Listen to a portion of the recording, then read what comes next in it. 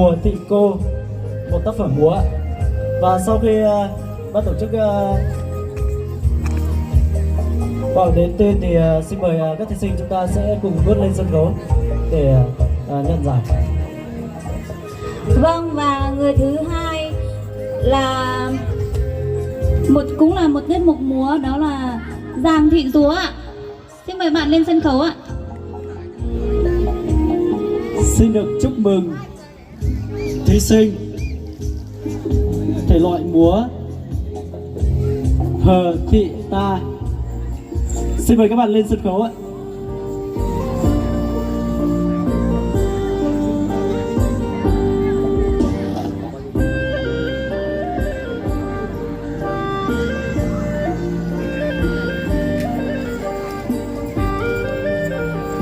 Vâng, xin mời các thí sinh chúng ta khởi trương lên sân khấu. Xin được trân trọng và kính mời bà Bùi Thị Thiệp, Phó Chủ tịch Ủy ban Nhân dân xã Vân Hồ lên trao giải ba cho các thí sinh.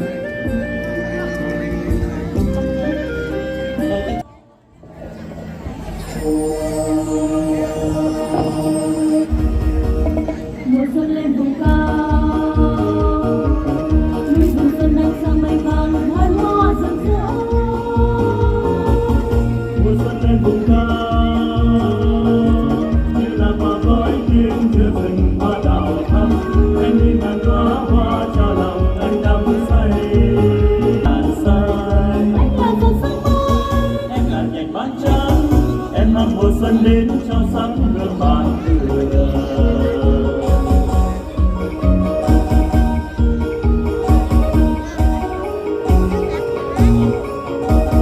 lên vùng cao mùa xuân sang đẹp lắm, ngắm hoa đào hoa ban nở đi hội xuân, xanh chàng trai mong múa điệu hẹn. Phụ nữ chiềm đi hai ạ.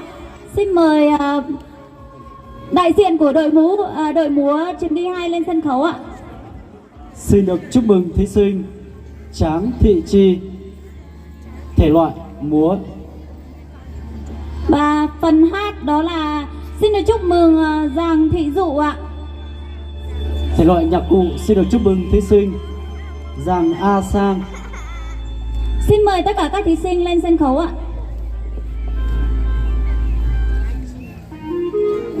Sau đây xin được trân trọng kính mời ông Vàng A Sứ, Phó Bí thư Đảng ủy xã Vân Hồ, và xin được trân trọng kính mời ông Trắng A Trai, chuyên viên phòng văn hóa thông tin huyện Vân Hồ cùng lên trao giải thưởng cho các thí sinh đã đạt giải nhì. Xin trân trọng kính mời. Tráng Thị Chi đâu ạ?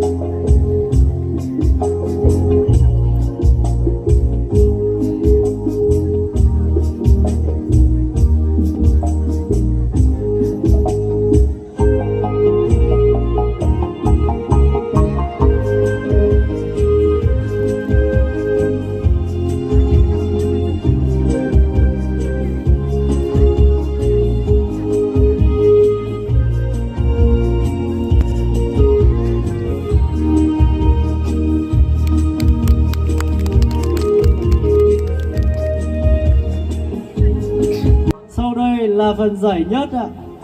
Xin được chúc mừng thể loại nhạc múa, thể loại múa. Xin được chúc mừng đội học sinh sinh viên Bó Nhà Ngai. Vâng, và một thể loại nữa là hát đơn ca. Mọi người có đoán là ai không ạ? Một bạn nữa hát đơn ca. Và đó chính là Giàng Thị Si ạ. Xin mời các bạn lên sân khấu ạ. Bước lên sân khấu để nhận giải. Và xin được trân trọng kính mời bà Bùi Thị Thiệp, Phó Chủ tịch Ủy ban Nhân dân xã. Xin được trân trọng kính mời ông Lầu A Tồng, chủ nhiệm câu lạc bộ dân ca nhạc cụ dân tộc Mông, trưởng ban tổ chức lên trao giải cho các thí sinh đạt giải nhất. Xin trân trọng kính mời. Lên sân khấu ạ.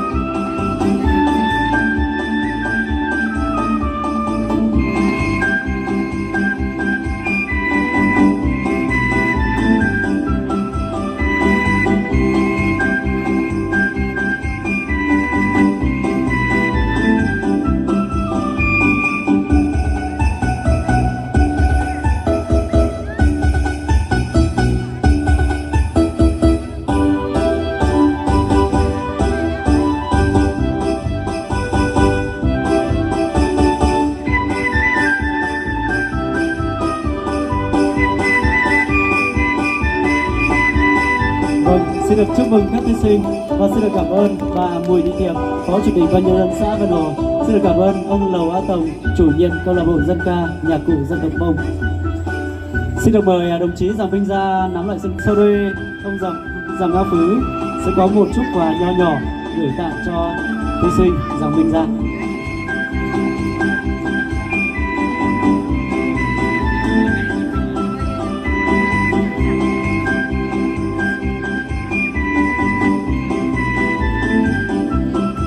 Xin được cảm ơn ạ. Thưa quý vị, vâng, lần thứ 2. Và sau đây xin mời tất cả các thí sinh chúng ta cùng quay trở lại sân khấu. Xin mời các bạn lên sân khấu ạ. Xếp thành một hàng ạ.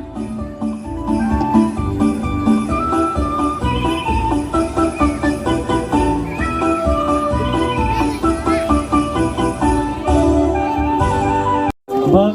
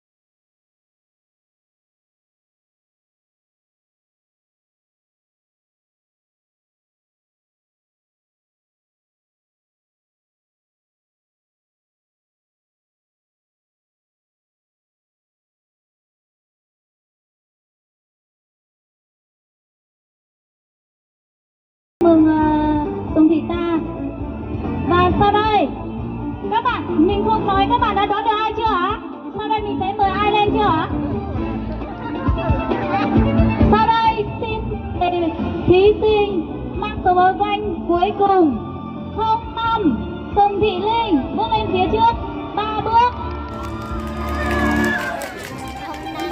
Xin được chúc mừng thí sinh mang số báo danh 05 Sùng Thị Linh đã xứng danh là người đẹp của năm nay. Một lần nữa xin được trân trọng kính mời bà Lầu Thị Lan, người đẹp của năm 2020, và xin được trân trọng kính mời ông Vàng A Sứ, Phó Bí thư Đảng ủy lên trao giải cho thí sinh đã đạt giải nhất trong cuộc thi năm nay.